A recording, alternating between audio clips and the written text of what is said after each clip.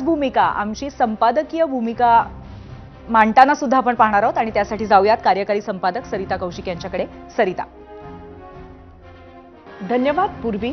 महानगरपालिका निवडणुकीचे वारे जोरात वाहत आहेत. सत्तेत येणं हेच सर्वांचं लक्ष आहे. त्यामुळे सगळेच पक्ष सगळ्यांशीच बोलणी चर्चा करतायत.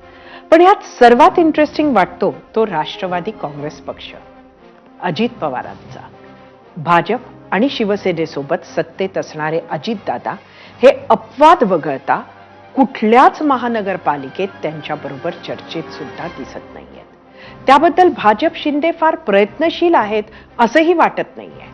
अजितदादा पण खूप काही भेटीगाठी आपल्या या मित्रांच्या घेत आहेत असंही चित्र नाही.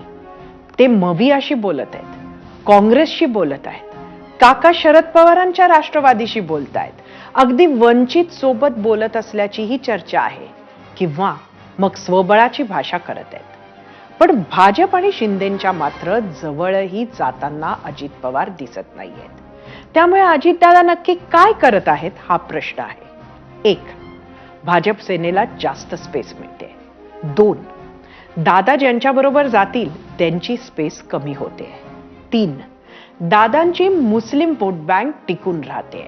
पर्यायानं भाजप सेनेच्या विरोधकांच्या मतांमध्ये विभाजन होऊन फायदा भाजप सेनेला होऊ शकतो. 4. अजितदादा शरद पवार एक झाले, काँग्रेस दूर झाली म्हणजे मवियाचे अजून तुकडे झाले. फायदा परत भाजप सेनेचाच. त्यामुळे दादांनी जी काही निवडणुकीसाठी महायुतीपासून वेगळी चूल मांडली आहे तो रणनीतीचाच भाग असेल. फक्त ती रणनीती नक्की कोणाची, खरंच दादांची की महायुतीची, हा प्रश्न अनेकांना पडत असेल. पूर्वी